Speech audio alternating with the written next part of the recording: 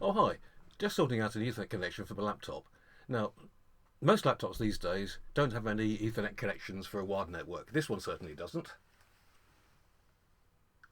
So, what can we do? Well, most of the time it's not a problem because we have wireless, but sometimes the wireless might go down, you might change the driver or something, and you need to connect to a network. Also, it can be a lot faster and a lot more reliable.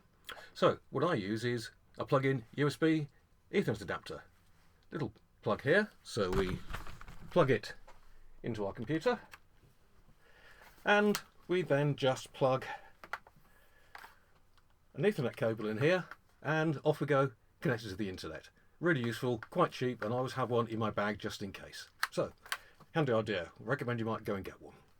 Pop it away again, put that down. Okay. Regular people, it's always good to see you here. I like to meet people, find out what's going on, make comments in the videos, things like that. If it's your first time here, then really good to see you. Lovely to meet new people. Have a look around the website, look at the videos, like the ones you like and find useful. If you think they're going to help some of your friends and colleagues, then let them know about them. And also subscribe to the site so we can get some good traction going and build up what we're doing.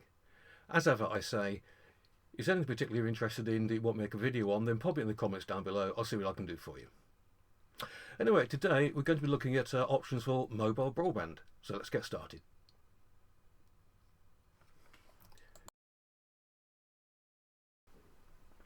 So let's talk about mobile broadband. Now, you may think, why we're discussing this, because don't we find free Wi-Fi is absolutely everywhere? Well, usually it is, but it's not always the case. Mobile broadband gives you Wi-Fi where you need it.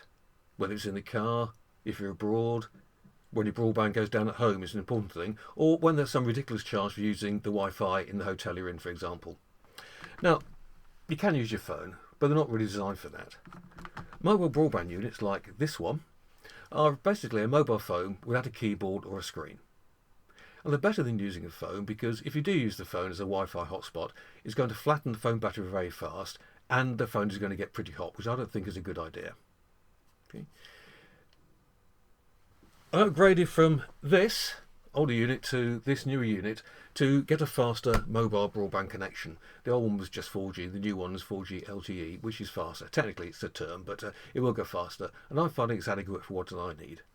Now, some units you'll find are advertised as 5G, which is a very fast mobile data connection, but the cheaper ones, certainly under £100, aren't 5G, they're just 4G LTE, so just be aware of that. But as I say, this one is fast enough for me, it gives me 15-20 meg, which I think is good enough. Okay, it's simple to use, you just turn them on, like that, it starts up, and you just connect your Wi-Fi devices as you normally would do to a router, things like that, okay? And it's simple enough to turn off.